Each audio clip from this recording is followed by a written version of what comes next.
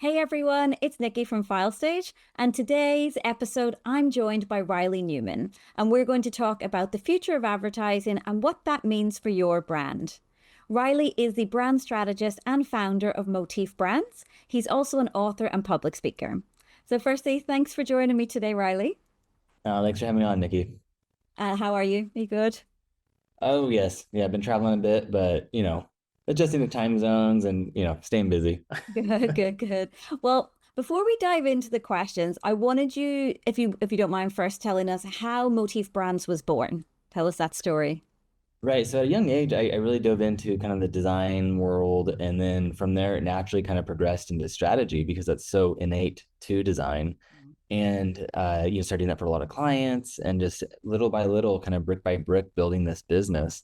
And at first, it was under my own name, doing it like freelance style, and then hired an employee, hired another employee, and just kind of started growing it from there. So it really was just natural progression of going further into strategy, more in depth with clients, and then really focusing on rebrands and full brand transformations. And then Motif Brands kind of just was birthed from that because we actually went into on a recent podcast episode on our podcast. We went into why we called it motif and just kind of the meaning of motif and patterns, music, even theatrical performances and everything like that. It's like it's a very magical word that does apply to brands in so many different ways. That's super interesting, actually. And do you work with a specific type of client?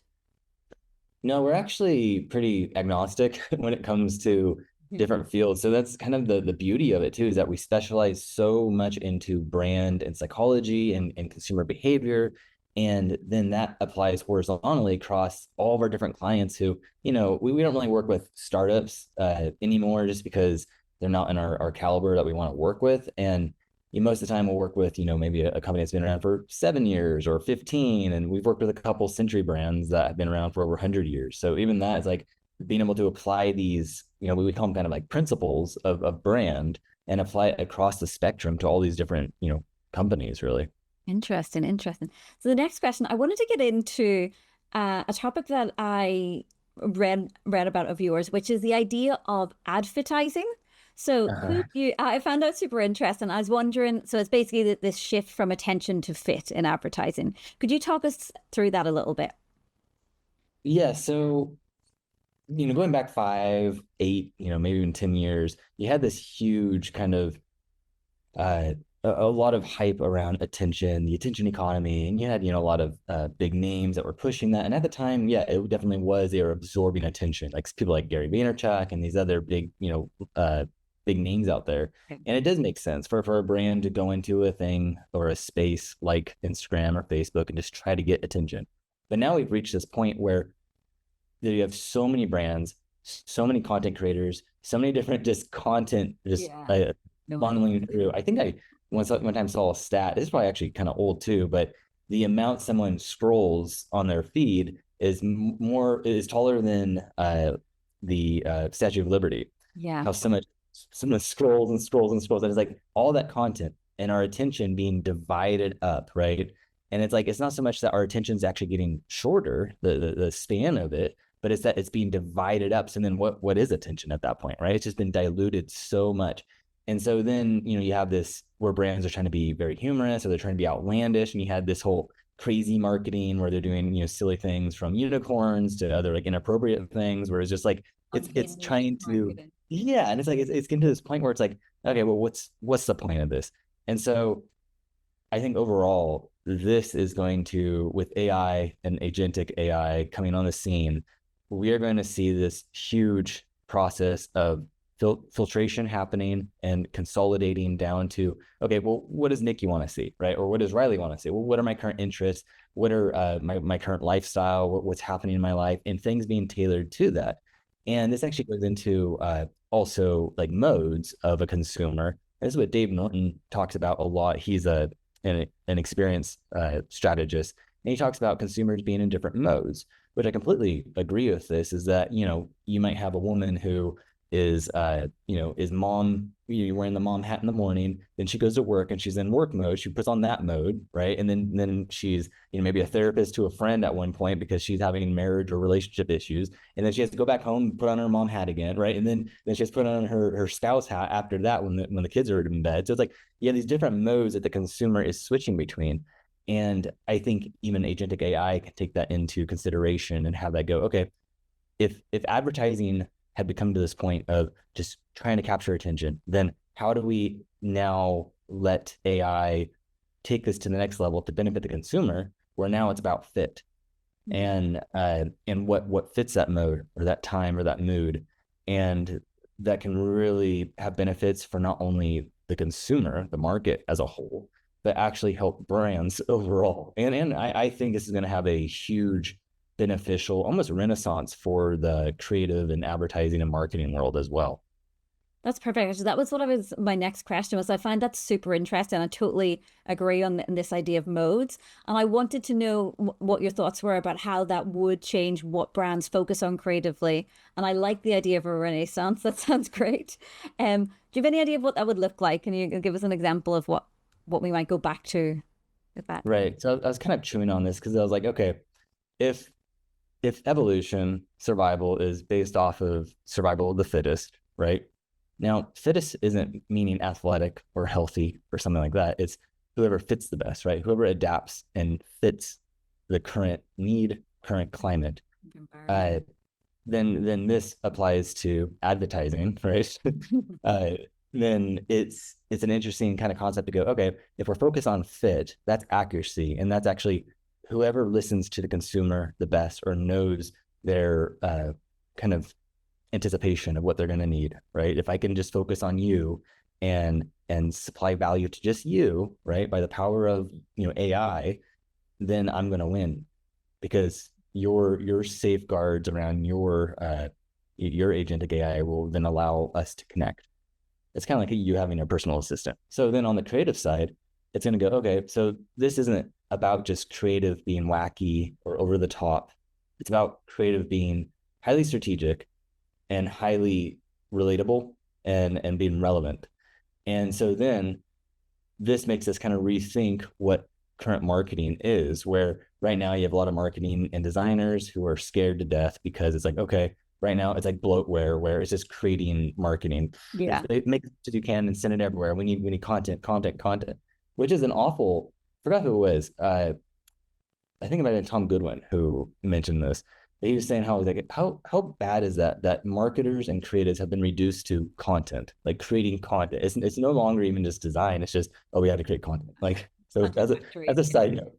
And so then looking at going, okay, well, for designers and marketers, yes, there is going to be a chopping block of employment that's going to happen, because a lot of them aren't necessary.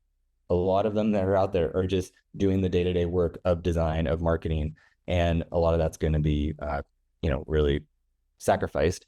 But the really strong creative, the true creatives, are going to survive, because they're going to become more valuable to not only the corporation as a whole. Is that now with advertising, these corporations are going to realize that they have to invest in creative. They have to invest in highly accurate and highly relevant creative that's actually going to connect with someone on a one-to-one ratio. And the trade-off of that is going to be even more, because getting past that safeguard of an agent working on behalf of your consumer is going to be a really strong threshold, right? So now, kind of like what Rory Sutherland talks about, is that you have the financial side of a business that the creative always has to run things by. Yeah. But he's like, it never works the other way around. He's like, yet we have had creative ideas and solutions that have been highly, cost effective, where they almost cost nothing to implement, and then they save the company, millions of dollars. So it's like, how does that add up? And I think we're going to have this renaissance in a way where you'll have a flip. There'll be this flip where now the financial department of a corporation will realize, wow, the marketing is actually our most important piece of this, because this is your opportunity and your only chance to actually connect and fit for that consumer. That's super interesting. I really hope that your prediction comes true, because I would love a renaissance. On a practical note, how would that impact sort of the day-to-day work of of a marketer? Like, for example, we're producing lots of high volumes of content at the minute. Will we be doing more or less? How would that work? I think it's going to overall, I think economy as a whole, people's spending is already showing this, right? With experience economy and all that, where people are wanting quality over quantity. Yeah. And even I think the way people, enjoy food, the way people enjoy trips, the way people enjoy products, it's all going to quality over quantity. And this is going to be reflected in corporate world as well, because we're going to become highly more efficient due to AI, and a lot of these little kind of nuanced volume output is going to be really discouraged, because it's not only going to be not what the market wants, but I think it's actually going to be actively punished by the market and by the algorithms that where I think Meta, Alphabet, and all the agents out there are going to be actively punishing the volume jobs, where it's just like, no, that's you're spamming. It's essentially spam at some point, right? Yeah. It's just Yeah.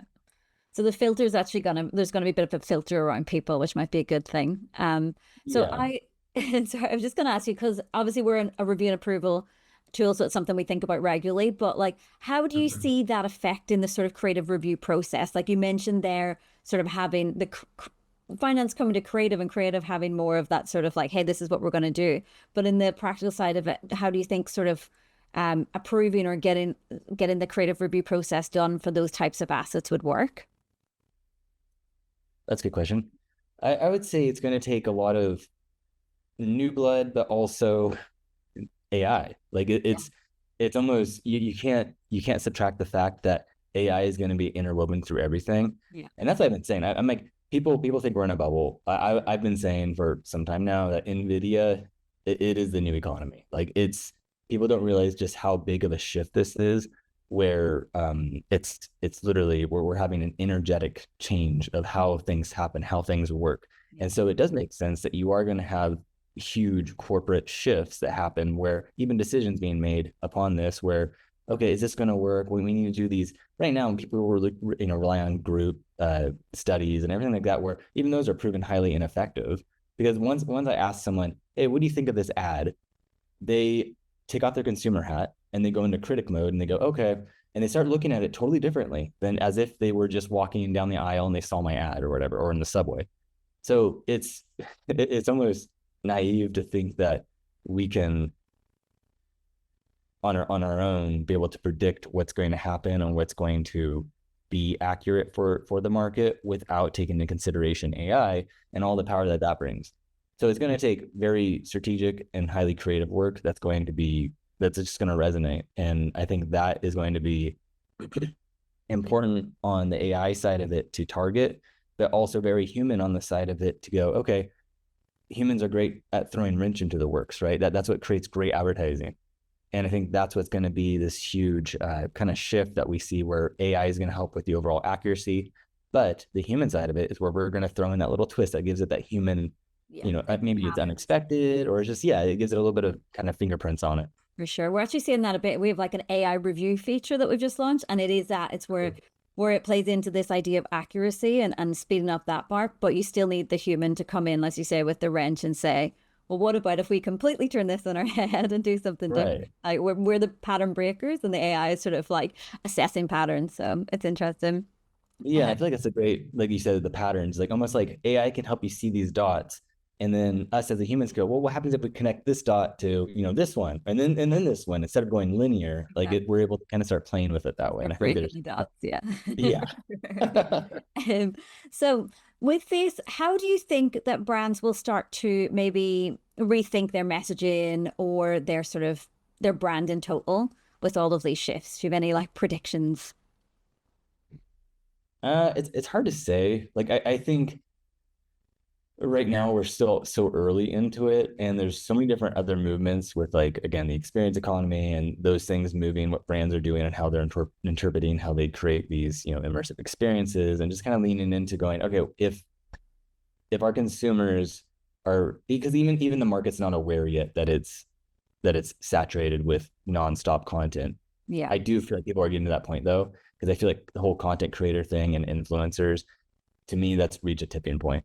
thanks to TikTok. I think TikTok was a huge catalyst behind that. And now it's getting tired. And so, uh, and people are finally waking up to the fact that, oh, just because someone mentions a product doesn't mean they have your best interest at mind. It's a classic, like, when your friends would hit you up on Facebook and be like, hey, try out this new random part of like a pyramid scheme. Yeah. It was like that.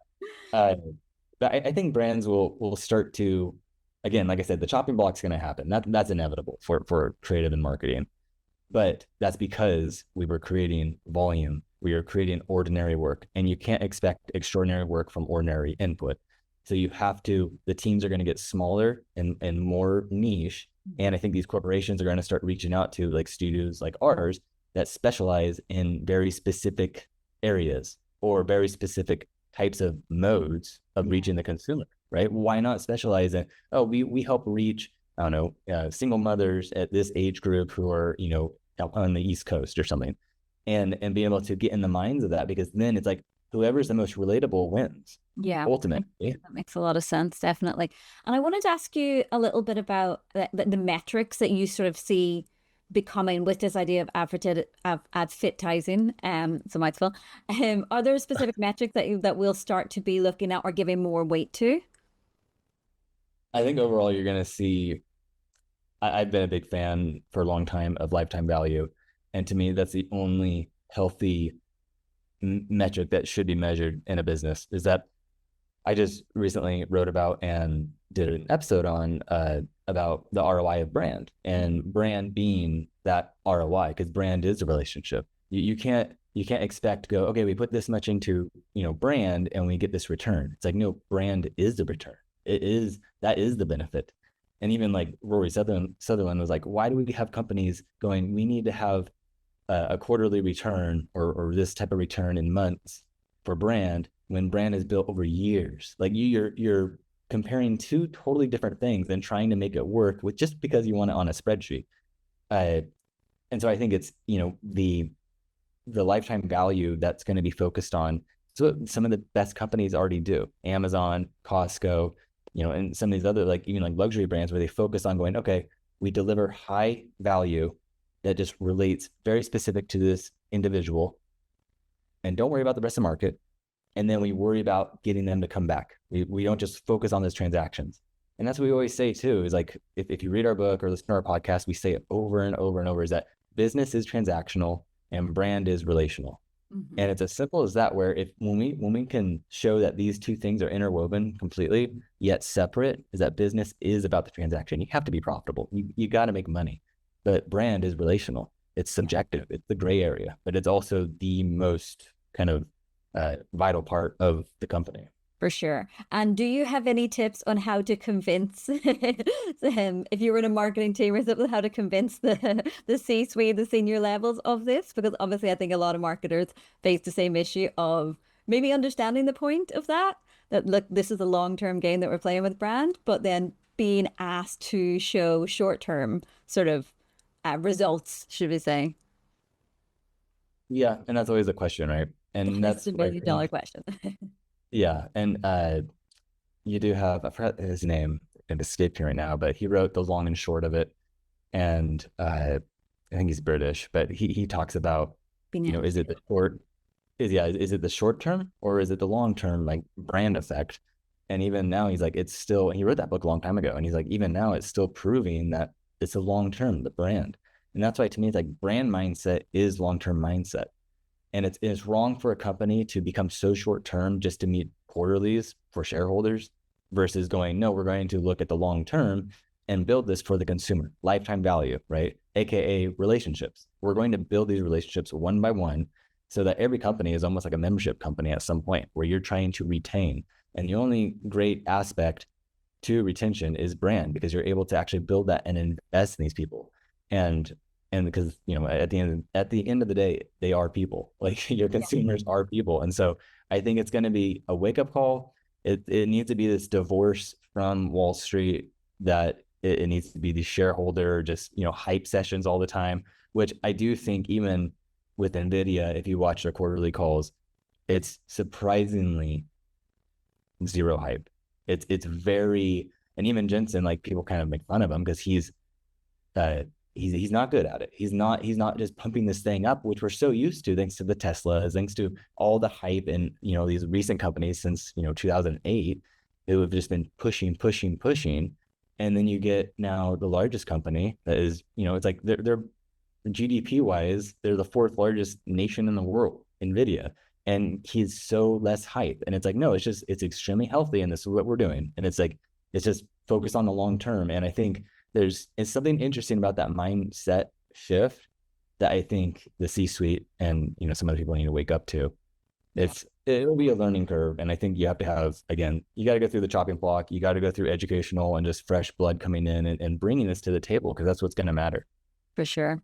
That's super interesting. So before I let you go, I am going to make you sweat a little bit. So we've got a speed round. I'm going to ask you 5 questions that you have to answer in under 5 words. Luckily for you, I'm terrible at counting. So if it's more than 5 words, I probably won't notice. But the first one is, what is the most overused word in branding? Oh, there's so many. Like brand. I would say, yep. Actually, just branding in general. People don't understand. Yeah, that I actually agree with that. That's a good answer. Second one is, what is your favorite ad of all time or campaign? I love. Oh, there's this one where they're herding cats. I forgot who it was. They're cowboys and they're herding cats. Oh I yeah. think it was like IBM or someone, and it was a Super Bowl ad, but they're all rough and tough, and then it's herding cats, and it's talking about like management and having to manage things and do all. It was very clever. Nice. Great advertising is clever. Yeah, love that. Third question, one thing that every brand brief needs to have. Brand brief, do you mean like the essence? Yeah, basically. Well, the cross between distinction and the strengths of the company. Perfect. Awesome. What is the biggest red flag in the creative review process? Not answering why. Yeah, that is 100%. I'm going to put that in a t-shirt. And the final one, I'm sure you're happy to hear, a brand that gets it right or that gets fit right in what we're talking about, that is targeted to their audience. Well, for West Coast, In and Out, I think overall nationwide for US, Costco, and then I think even like Liquid Death as a recent example. I think there's some interesting little nuances at play there. Yeah, for sure. I actually love Costco, especially, but perfect. Okay, thank you. You've survived the not so speed round. So before I let you go this time for real, tell us where we can follow you if people want to work with you, if they want to read your book or listen to your podcast. So the podcast and book are both called Brandy. It's a little play on brand. And the book is available on Amazon worldwide. The podcast is on anyone's favorite platform, or you can look me up on LinkedIn or even Instagram under Reilly Newman, and I'll be there and more than happy to chat or answer some questions or messages. Perfect. I will put a link in the description of this so that people can find you easily. Okay. Cool. All right. Thank you very much for your time. This was super interesting. I'm going to play this to every C-suite person that I know so that they understand the struggles of brand. Our recent episode, we mentioned that as well, because we talked about the whole ROI thing with brand, and we were like, hey, send this to someone who needs to hear this. Everyone, yeah. You can help advocate. Yeah, definitely. But thank you so much, and I hope you have a lovely day. Awesome. You too. Thank you. All right. Thank you. See ya.